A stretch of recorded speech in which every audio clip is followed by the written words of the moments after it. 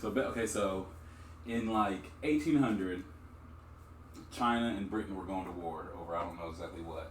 Britain was going to war with everybody, but Britain won the war, and China ceded Hong Kong to Britain. Mm-hmm. Now they wrote up some type of deal where, in like I don't know what amount of time it was. In a certain amount of time, Hong Kong would go back to for 99 years, Britain kept Hong Kong, and they would give it back to China when that 99 years was up. So 99 years was up in 1999. Hong Kong went back to China, and China kind of had Hong Kong had a kind of weird political system. So they don't vote on the leader of Hong Kong, so they don't vote for president, but they do get to vote on like a legislative body called the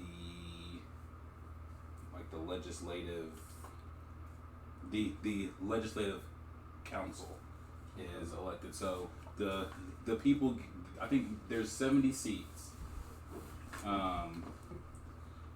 The people of Hong Kong get to vote on 40 of those seats, and then the businesses in Hong Kong get to vote on the other 30, which I thought was very interesting, because I know I've always thought, I've always personally thought that some of the people in Congress should be people who are professionals, who are in that field, right?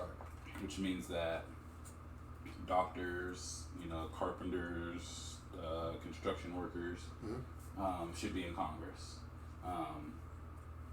But then I look at the way they're doing it in Hong Kong, and it's kind of like that. So the people who do get to vote for the president are the people who are in that legislative body. So it would be like if Congress got to vote, so we get to vote on Congress, and then Congress gets to vote for who's the president. Right. Okay. So like I said, the people who get to vote for president is that legislative body. So the other 30 seats are voted on by by some of the top businesses in China. So it kind of be like, maybe ExxonMobil or Apple or Google being able to vote on who gets to vote for president. So it's kind of a very interesting take. So that's kind of the history of China. I want to make sure I explain that for some people who might not know, what goes on with China and Hong Kong. So in 2047, China will go back to the one system in Hong Kong. Right now they have something called one state, two parties, or one country, two systems. And basically what it was supposed to do was supposed to give Hong Kong all the autonomy and freedom to be a democracy. They're supposed to have freedom of speech. Yeah. Supposed to have freedom of assembly, freedom of business, stuff like that. But it's kind of skewed a little bit. So like I already explained about their political system, how they vote on that type of stuff. So what's going on with these protests? So these protests are crazy because they had a protest in 2003, which was mainly about free speech. Okay. And it was just like, I've always been fascinated with the protests in China because of the amount of people that protest during these things, and it's just it's a crazy amount of people, like 500,000 people, 5 million people protesting at one time. It's completely ridiculous. Is there another example of like a protest that they recently had? Like they had one in 2014, which was that the one with the umbrellas, or And then, I don't know exactly what you're talking about. The most famous one is Tiananmen Square, where that one guy stood up in front of the tanks, and I don't know if they ran his ass over, but I don't think it ended well for that guy.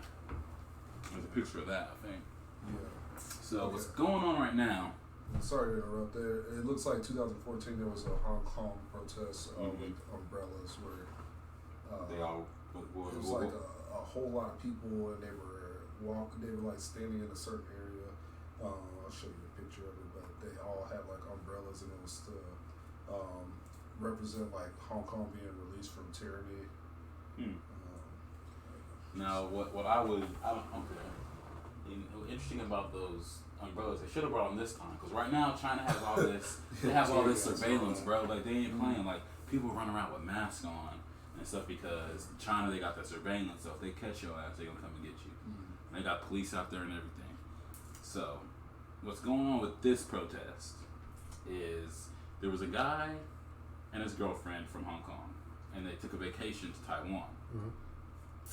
Now in Taiwan, this guy. Okay, so he ended up coming back to China, and she didn't come back. Well, they found out he ended up killing her and coming back to Hong Kong. So Hong Kong, this is what I don't understand about this. So Hong Kong could not charge him because he didn't murder her in Hong Kong, and they could not extradite him to Taiwan because they didn't have any type of treaty in a way. So this congressman wanted to write a treaty so that they could send, or not a treaty, but to write some type of document to where they could send, they could extradite him from Hong Kong to Taiwan. So a special case where it's straight but to him. But he also put in there that they could extradite him to China, and that's what pissed people off. Because most of the convictions in China end up in the person being found guilty, and doing whatever punishment they have for him. I guess they feel like it's not really fair.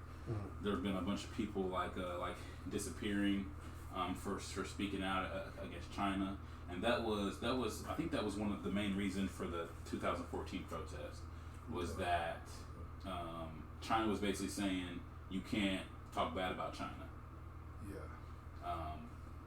Or we'll come and get you. And I think they were starting to restrict their internet access and everything. We'll disappear you. Which kind of leads into what's going on, now, which is I feel like I should play what LeBron James said before I comment on what he said. Yeah. So